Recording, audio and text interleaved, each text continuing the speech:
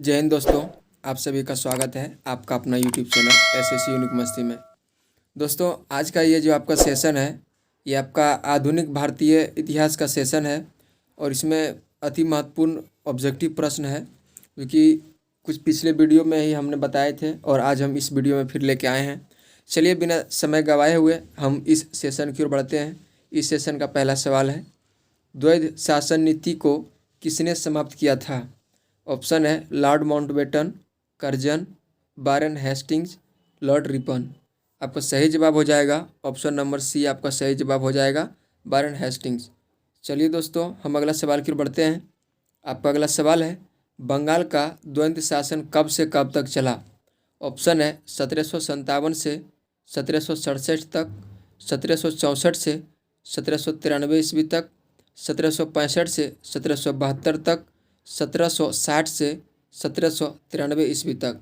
आपका सही जवाब हो जाएगा ऑप्शन नंबर सी, आपका सही जवाब हो जाएगा 1765 से 1772 ईस्वी तक बंगाल का द्वंद्व शासन चला था। चलिए दोस्तों हम अगला सवाल की ओर बढ़ते हैं। आपका अगला सवाल है, किस सिख गुरु ने फारसी में जफरनामा लिखा था? ऑप्शन है गुरु हरराय, गुरु हरकिशन, गुरु गोविंद सिंह, गुरु तेग बहादुर।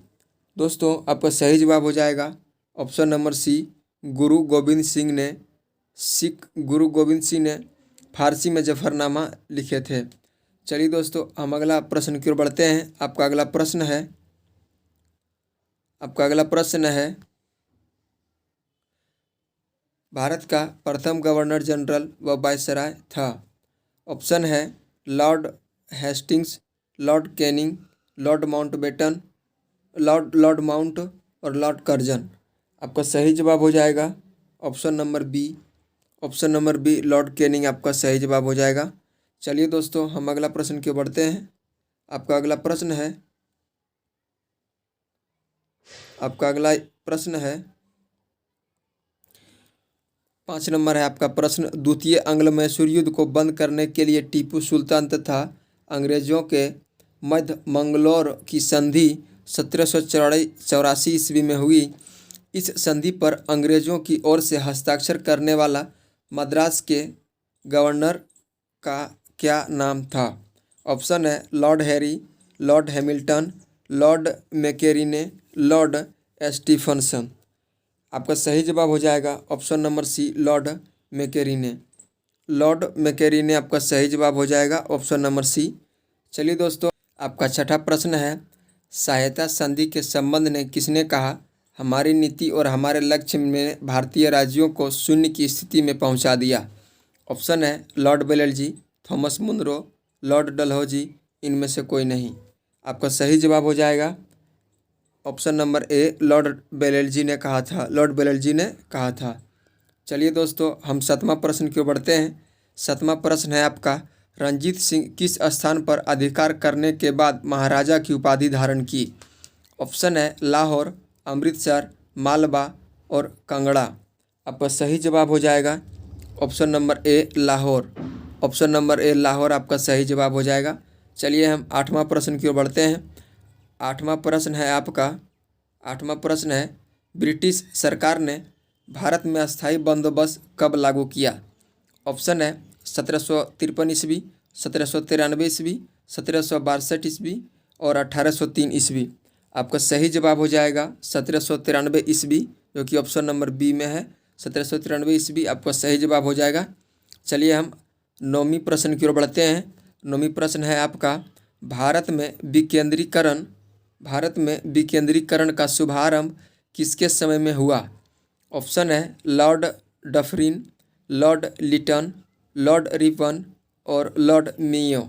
आपका सही जवाब हो जाएगा option number D, Lord Mayo आपका सही जवाब हो जाएगा। चलिए हम अगला प्रश्न की ओर बढ़ते हैं।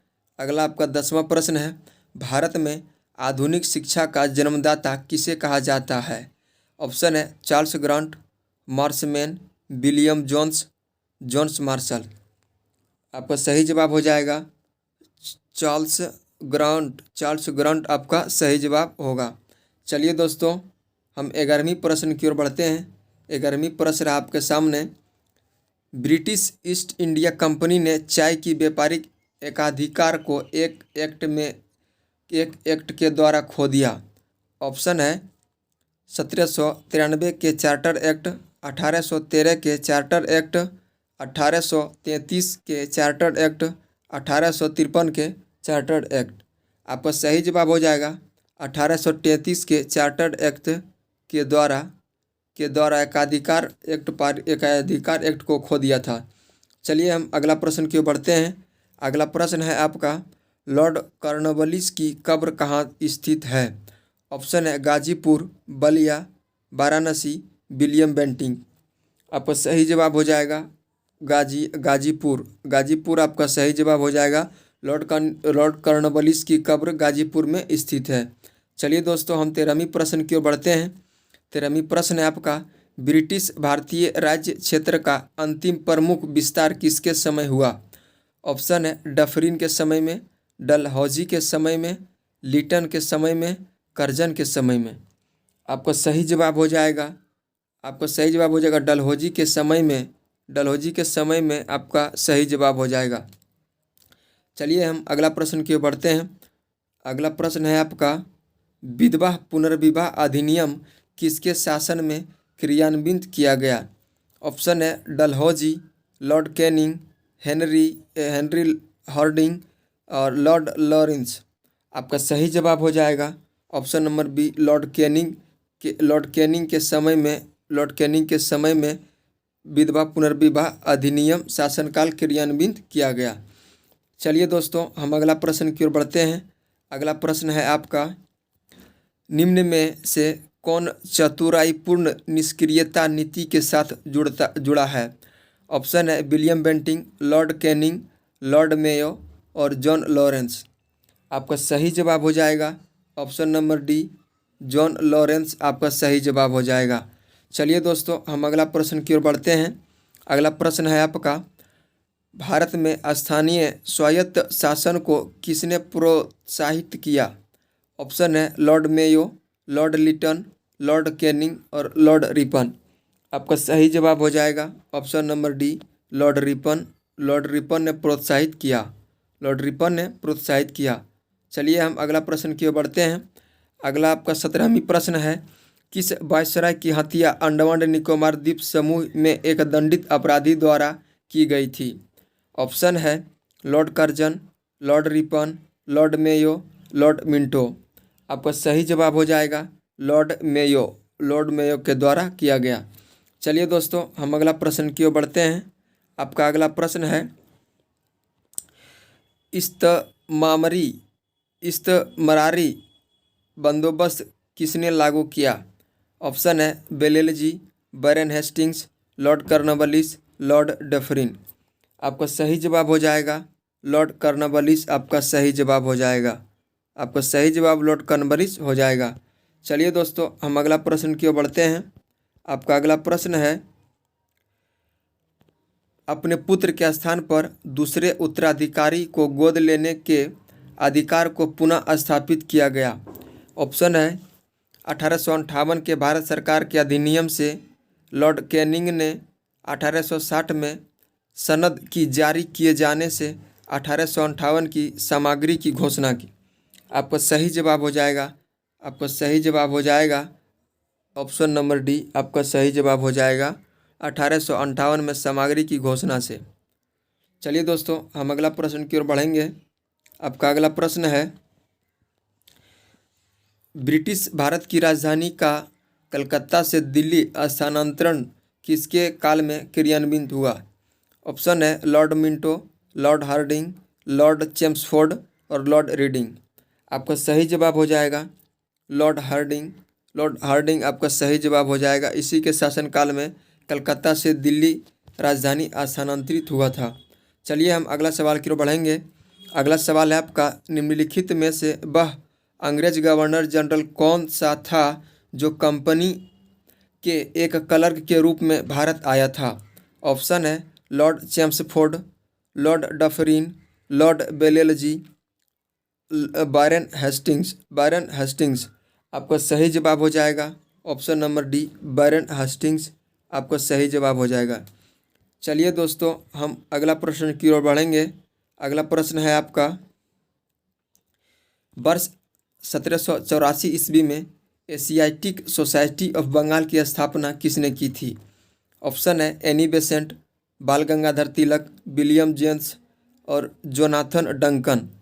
आपका सही जवाब हो जाएगा, आपका सही जवाब हो जाएगा विलियम जोन्स। विलियम जोन्स आपका सही जवाब हो जाएगा। चलिए दोस्तों, हम अगला प्रश्न की ओर बढ़ेंगे। आपका अगला प्रश्न है, किस एक्ट के तहत बंगाल के गवर्नर को अब अंग्रेजी क्षेत्र का गवर्नर जनरल कहा जाने लगा? ऑप्शन है रेगुलेटिंग एक्ट 1773 ईस्वी के द्वारा, 1793 के चार्टर एक्ट द्वारा, 1833 के चार्टर एक्ट द्वारा, 1861 के चार्टर एक्ट द्वारा। आपका सही जवाब हो जाएगा रेगुलेटिंग एक्ट 1733 के द्वारा। आपको सही जवाब हो जाएगा रेगुलेटिंग एक्ट 1773 के द्वारा। चलिए दोस्तों, हम अगला प्रश्न की ओर बढ़ेंगे। आपका अगला प्रश्न है, रॉबर्ट क्लाइव के बाद बंगाल का गवर्नर कौन था? ऑप्शन है कार्टियर, बेरेलास्ट, बैरन हेस्टिंग्स, इनमें से कोई नहीं। आपका सही जवाब हो जाएगा, आपका सही जवाब हो जाएगा बेरेलास्ट। बेरेलास्ट आपका सही जवाब हो जाएगा। चलिए दोस्तों, हम अगला प्रश्न की ओर बढ़ेंगे। आपका अगला प्रश्न है, मुस्लिम शिक्षा के विकास के लिए प्रथम मदरसा किस वर्ष 1781 ईस्वी में कहाँ स्थापित किया गया? ऑप्शन है मद्रास, कोचीन, मैसूर, कलकत्ता। आपका सही जवाब हो जाएगा, आपका सही जवाब हो जाएगा option number D, Calcutta. Option number D आपका कलकत्ता। चलिए हम अगला प्रश्न की ओर बढ़ेंगे। आपका अगला प्रश्न है, अस्थायी बंदोबस्त की योजना तैयार करने का श्रेय किसे है?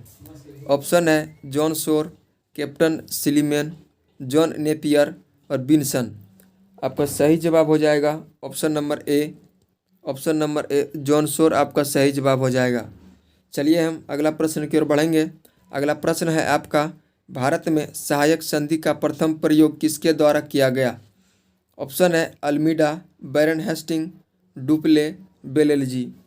आपका सही जवाब हो जाएगा डुप्ले। डुप्ले आपका सही जवाब हो जाएगा। चलिए हम अगला प्रश्न की ओर बढ़ते हैं। अगला प्रश्न है आपका, किस गवर्नर जनरल के कार्यकाल में रणजीत सिंह एवं अंग्रेज के बीच अमृतसर की संधि हुई? ऑप्शन है लॉर्ड मिंटो प्रथम, लॉर्ड एम हर्ट और लॉर्ड ऑकलैंड और लॉर्ड बेलेलजी। आपका सही जवाब हो जाएगा ऑप्शन नंबर ए, लॉर्ड प्रथम। ऑप्शन नंबर ए, लॉर्ड प्रथम आपका सही जवाब हो जाएगा।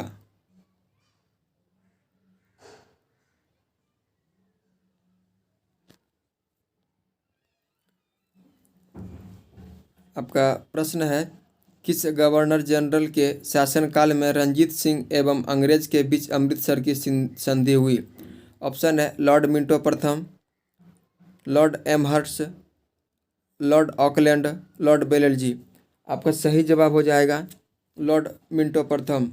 लॉर्ड मिंटो प्रथम आपका सही जवाब हो जाएगा। चलिए दोस्तों, हम अगला प्रश्न की ओर बढ़ते हैं। अगला प्रश्न है आपका, टेनेसी एक्ट या शिकस्तकारी अधिनियम किसके समय लागू किया गया? ऑप्शन है Lord Hastings, Lord Cornwallis, Lord William Bentinck, Sir George Barlow.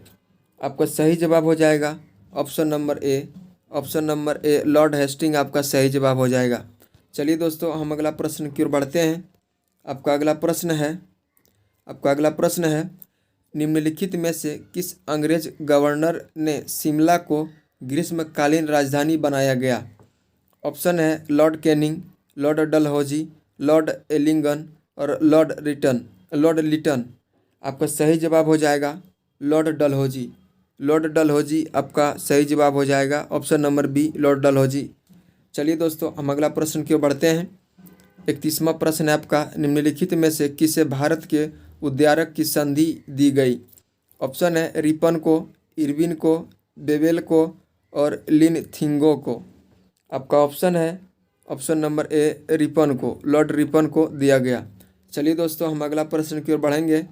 आपका अगला प्रश्न है, निम्नलिखित में से किस राज्य या केंद्र शासित प्रदेश में आदिपूरम महोत्सव मनाया जाता है? ऑप्शन है मणिपुर, तमिलनाडु, जम्मू कश्मीर और उड़ीसा। क्या आपका सही जवाब हो जाएगा तमिलनाडु?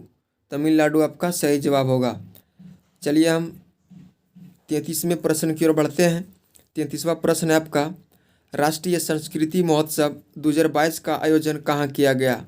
ऑप्शन है आंध्र प्रदेश, केरल, सिक्किम और गुजरात।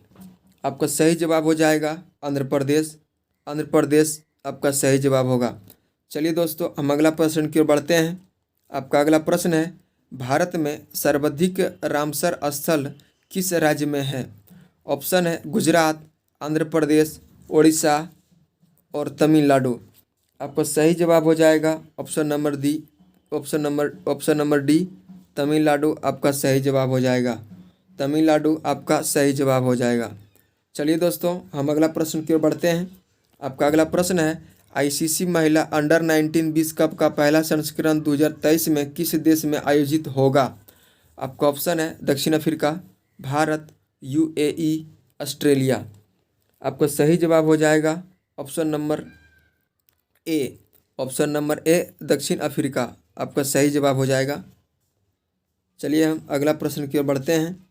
आपका अगला प्रश्न है, निम्नलिखित में से कौन सा देश विश्व में सबसे बड़े चीनी उत्पादक और उपभोक्ता के रूप में उभरा है? ऑप्शन है चीन, दक्षिण कोरिया, ब्राज़ील और भारत।